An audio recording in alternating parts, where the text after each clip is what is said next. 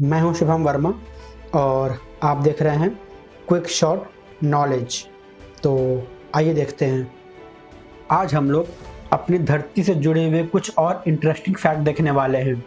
और इसके पहले जो हमारी वीडियो थी वो सूरज पे थी, हमारे सन पे थी। तो अगर आपने वो वीडियो नहीं देखा तो आप उसको ज़रूर देखिए।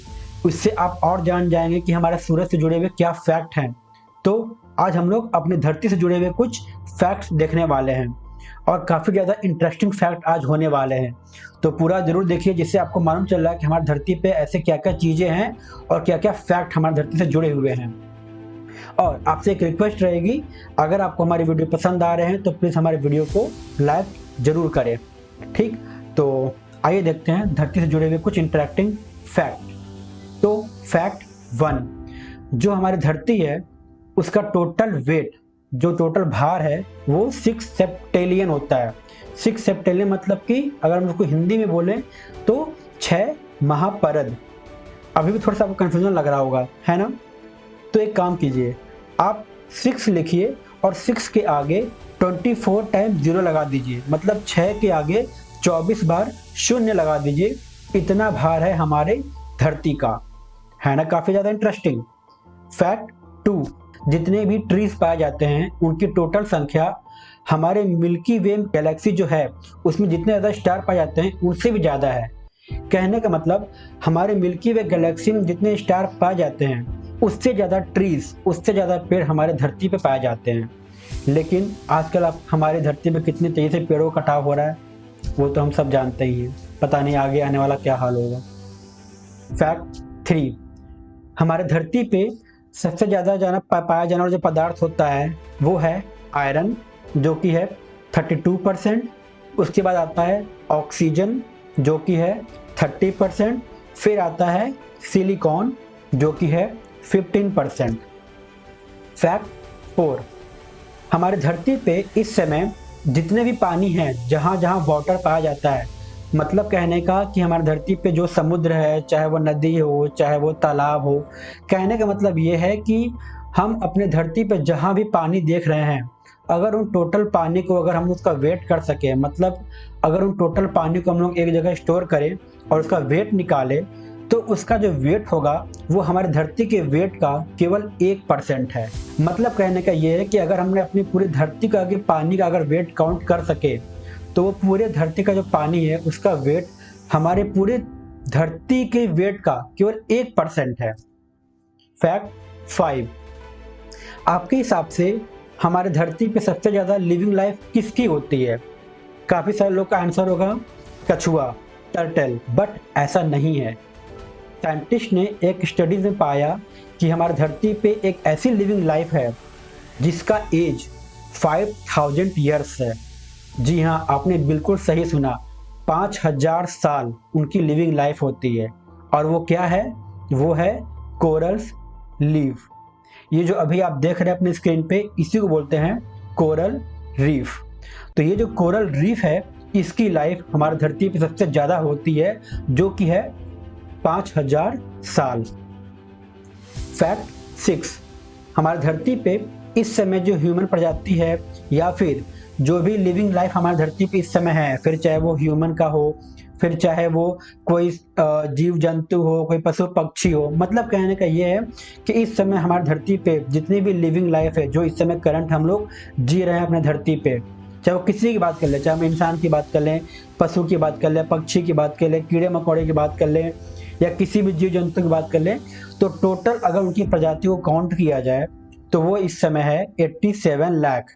ठीक, टोटल उनकी संख्या 87 लाख है, जो कि केवल 1% है। किसकी 1% है? उसकी 1% है जो कि अब तक हमारी धरती पे जीवित होकर मर चुके हैं। कहने का मतलब ये है कि 99% प्रजातियां अब तक हमारी धरती से जीवित होकर विलुप्त भी हो चुकी हैं।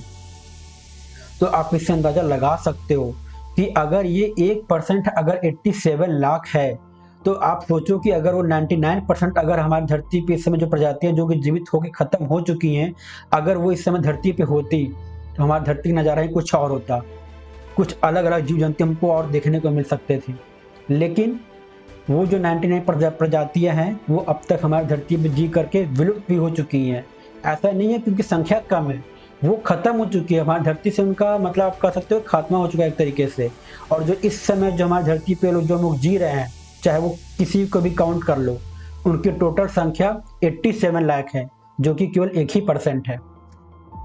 फैक्ट 7, हमारे धरती पे अभी जो हम इंसान जी रहे हैं, टोटल इंसानों की संख्या कितनी है? करीब करीब 8 अरब, ठीक, 8 बिलियन। तो आपके हिसाब से मैं एक क्वेश्चन पूछता हूँ, आपके हिसाब से जो हम इंसान अभी धरती पे जी रहे हैं, जिनकी संख्या 8 बिलियन है, ये संख्या ज़्यादा है या फिर वो संख्या ज़्यादा है जो हमारी धरती पर जन्म लेके अब तक मर चुके हैं? आप इसका आंसर दीजिए जरूर कमेंट में। इसका आंसर क्या है? इसका आंसर हम लोग अब देखने वाले हैं। तो इसका आंसर है, अब तक हमारी धरती पे जितने लोग जी के मर भी चुके हैं, उनकी टोटल संख्या 109 बिलियन, मतलब कि 109 अरब है। कहने का मतलब अभी इस समय हम लोग अपनी धरती पर जितने भी इंसान जी रहे हैं, उनकी टोटल संख्या केवल 8 अरब है, और जो धरती पे जी के मर भी चुके हैं, उनकी संख्या 109 अरब है। मतलब कितने लोग हमारी धरती पे जी के अब तक मर भी चुके हैं, आप सोच सकते हो। काफी ज्यादा इंटरेस्टिंग फैक्ट है ये तो। फैक्ट 8, जो हमारी धरती है वो अपनी धुरी, जिसको हम लोग इक्वेटर भी बोलते हैं, उस पे वो 1600 किलोमीटर पर आवर की रफ्तार से घूमती है, ठीक। और ये जो है धरती हमारी है, जो हमारा अर्थ है, वो सूरज के चारों ओर 1,08,000 किलोमीटर पर आवर की रफ्तार से घूमती है। और जो हमारा सूरज है, वो सारे प्लैनेट्स के साथ जो हमारा गैलेक्सी का सेंटर है, उसके चारों ओर जो घूमती है, उसकी रफ्तार होती है 7,92,000 किलोमीटर पर आवर, ठीक। और हमारी जो गैलेक्सी है, जिसको हम मिल्की वे बोलते हैं, जो हमारी गैलेक्सी है, ये गैलेक्सी पूरे यूनिवर्स में 21,60,000 किलोमीटर पर आवर की रफ्तार से घूम रही है। तो आप सोच सकते हो कि हम लोग इस यूनिवर्स में कितनी रफ्तार से घूम रहे हैं। फैक्ट 9, अक्सर हमसे जब पूछा जाता है कि हमारी धरती कैसी है, इसका आकार कैसा है, लोग बोलते हैं हमारी धरती गोल है, बट एक्चुअल में हमारी धरती गोल नहीं है। हमारी धरती कुछ इस तरीके से दिखती है, आप इस इमेज में देख सकते हो। फैक्ट 10, जो हमारी धरती है, इसका जो कोर होता है ना, वो कोर इसका लिक्विड होता है, और इस लिक्विड में 2 पदार्थ ज़्यादा पाए जाते हैं। पहला है आयरन और दूसरा होता है निकेल, ठीक।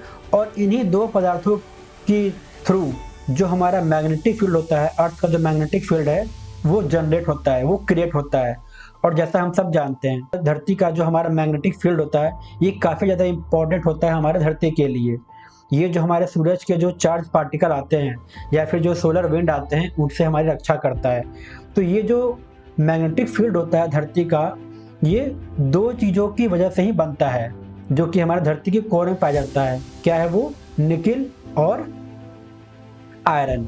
फैक्ट 11, हमारे समुद्र में जो पैसिफिक ओशियन है, वहाँ पे एक सबसे ज़्यादा गहराई वाला पॉइंट पाया जाता है, जिसको हम बोलते हैं मारियाना ट्रेंच, जिसकी टोटल गहराई 11,034 मीटर है, मतलब 11,034 मीटर वो गहरा है। नाम क्या होगा इसका फिर से? Mariana trench. और ये जो गहराई है मारियाना ट्रेंच की, जो कि पैसिफिक ओशियन में पाया जाता है, इसकी गहराई हमारा जो माउंट एवरेस्ट है, जो इसकी ऊंचाई 8,850 मीटर है, ये उससे भी ज़्यादा है। अब आप यहाँ बोल सकते हो कि माउंट एवरेस्ट हमारे धरती के बाहर है और ये धरती के अंदर है, तो हाँ, लेकिन यहाँ पे हम लोग खाली ये देख रहे हैं कि जो हमारा मारियाना ट्रेंच है, उसकी गहराई कितनी ज़्यादा है। उसकी गहराई अगर हम लोग माउंट एवरेस्ट को उल्टा करके समुद्र में डाल दें, तो भी माउंट एवरेस्ट से भी ज़्यादा गहरा हमारा मारियाना ट्रेंच है।